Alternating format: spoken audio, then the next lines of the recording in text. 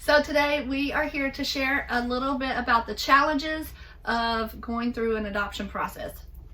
So after, as we had talked about in our journey that you can see about, the birth parents had not signed over their parental rights to Thompson yet. And for Thompson. Mm-hmm. And Julie, our adoption specialist, said that they would set it up as soon as possible. Now, it was during Christmas. I think they were trying to set it up for the 27th in Davidson County. And so we were all on board with that. But before that, the birth parents wanted to meet us again, just to, see Thompson for a minute. So we went to the agency again. Do you remember that? I'm trying to think about that. We went to the agency, and we were just going to have a little meet and greet with the birth mom. I remember that. And they didn't come. Oh, and I was hot. She was hot. Y'all, if you're from the Appalachian Mountains or you Southern, you know what that means. That means like I was hot. I was like madder than wet hornet hot. And like Julie was looking at me like, all right, this lady cray. And I was straight up crazy. I was like, if the Lord ordained this, why are they not here? What does that mean? Like just the amount of emotions that were in my body, the passion that I had already was just amazing. And Aaron was sitting there like a knot on a log, all calm. Maybe that's why God put him with me, to balance me. But in my opinion, it was like annoying the crap out of me. Like, do you not understand what this means? Like, why are you not fussing? Like, why are you? And then he was just calm. That fear of like, should we give him back to the interim family? Right then, like, it was in our thought. It was in our minds. Like, do we really want to go through this? It might have been in his emotional mind. breakdown. We talked about it. I know we both talked about it, but it was like, no.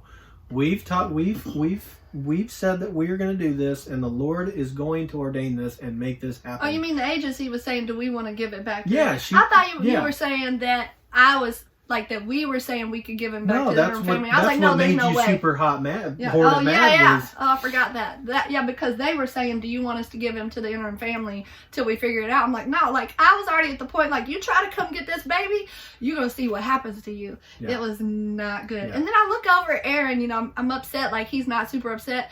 And I see his face is like deep red. I'm talking about like red color, and I'm sitting there like, y'all, like he is red. That means he is fire hot. And that's when he said what he just said was, no, we have faith in God that he has ordained this, and this is going to be finished. To let y'all know that, in our stories we've been telling you, we're telling you all the wonderful, great things. But that's a realistic challenge that you could face when you're going through adoption processes. Boy, Miranda got home that day, and she put Thompson on her lap.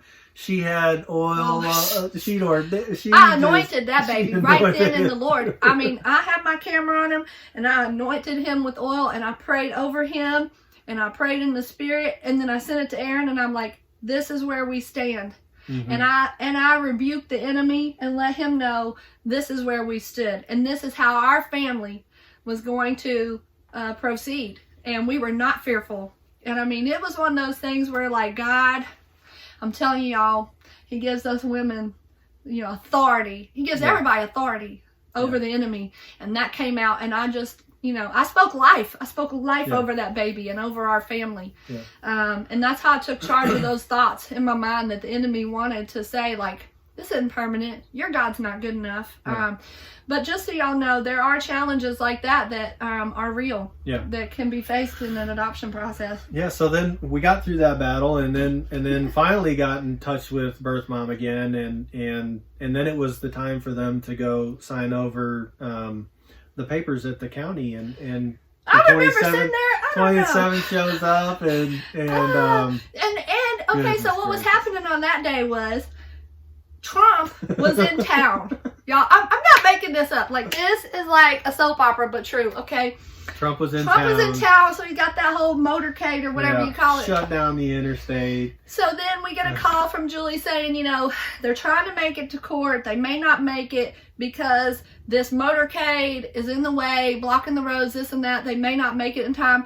And I pretty much told Julie. No. That wasn't it. That was the time they actually signed it.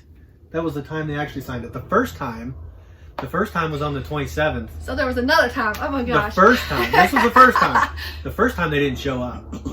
We didn't know anything about it. We didn't This think was after they anything of didn't show it. up to the adoption agency, right? What? This was after they didn't show up to the adoption agency. After they didn't show up to the adoption agency, then they didn't show up to the courthouse to sign over the papers. And that was tough. And again, I think that's truly why Julie was against a lot of that stuff, except in this case, because she did say that there is the potential that something like this could happen. But Julie's also a believer, and so she was praying prayer over us and the people in our community that, our church family, our spiritual family, they came alongside us and were praying. And but this was one of those days where the agency was trying to call the birth mom probably 10 times to make sure that they were going to be able to go to the courthouse. They were willing to pick them up. Yeah, did they need a ride? How could they help them? No answer, no nothing. I didn't have no personal phone numbers, or I would have been calling them up, like, get your tail over there. Looking back on it now, we have discussed that with the birth parents, since we do have the open adoption, and it was just fear. Fear and wondering if they were making the right choices, and not necessarily having that surrounding with them of family or spiritual believers. They hadn't really had that support at that time. I'm not sure they communicated with their families about what they were doing, and I don't know that they had that same connection around them to protect them and guard them, from the enemy, and so they had just not shown up a couple times. I think it was 1 day or 2 days after the no calls that they finally called. She was back, had her mind straight that they were still on board with this. Reset up another going back to that though, Aaron, is the other thing she's dealing with is postpartum. When you absolutely have given birth, and then you deal with those hormones and the postpartum, plus not having the baby there with you, and dealing with communicating with her after the fact, knowing that she was dealing with the body changes she has, milk that's not being given to a baby that has to be pumped or dried up. The physical healing of a labor and birth, like, my God, how hard that must have been. But at the time, Aaron and I didn't know that. I remember rocking him in the little chair, or wherever I was. I don't know if we had a chair or not at that point, but rocking him and thinking, in my mind, literally, I was thinking about, if they come to get this baby, how am I going to get out of the country with him? Because I even said, go. Do what you gotta do. I was looking Aaron in the face, and I was honestly telling him I was not handing him back. And that's when the believers around us said, you're not going to have to, because God's already ordained this. And I just leaned on that faith. And then I guess that's where the third time happened. So it finally came. Trump motorcade. Where they even moved the courthouse date from Davidson County to Williamson County just to make it before the end of the new year. So got it set up. We started getting the calls. They're running late. The Trump motorcade. And I called Aaron, and I was like, I'm trying to behave myself, but I told Aaron, I was like, get out the effing way, Trump. Like, get out the way. Like, I do not care what you were doing. Like, make way for these birth parents to get to court. And we got a call that said they just made it. They signed it. We thought we were done, y'all. Yeah. We thought we were done. That was number 2. 3. That was, they didn't show up the first time. They didn't just show up to the view, but the courthouse 1 was 1. Courthouse 2, they signed the paperwork,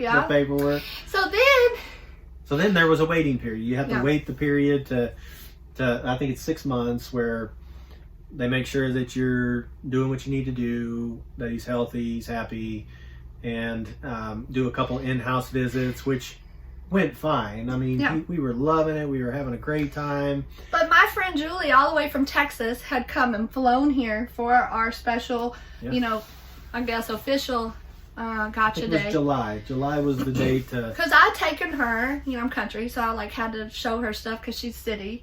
And so when she came in, I took her out to float the river. And so we went out outside of Nashville, and we went to float a river. We're floating on the river that day, and I get this phone call saying that one of the court documents had not been signed properly. There was one page that had not been signed of the whole paperwork.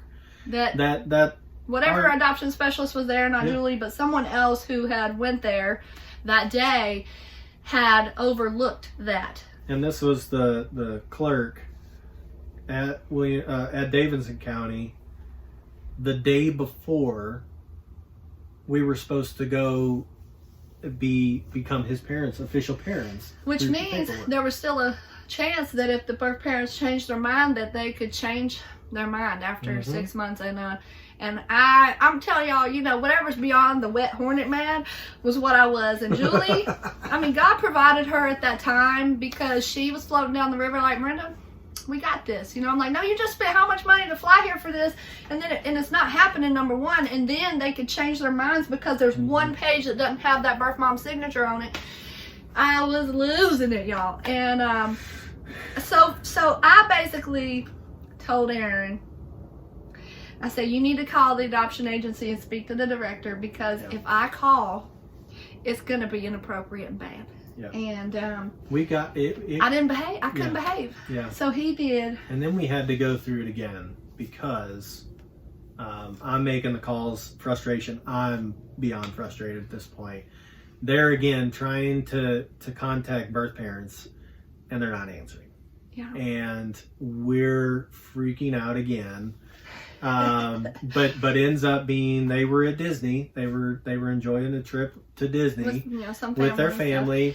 And again, like I think about this, how you get a call, you're the birth mom, you get a call like that saying, hey, we need you to come relive this process one more time. One more piece of paper. Like, I mean, you're killing me, people. You're killing me. Not to say we didn't have faith during that time, but we are flesh. We have already bonded with this baby who at the time was very chubby. I mean, just so cute. I mean, get into that blubber rolls. We've already bonded. If they weren't going to take him from me back when, they sure ain't going to take him from me at 6 months along. Yeah.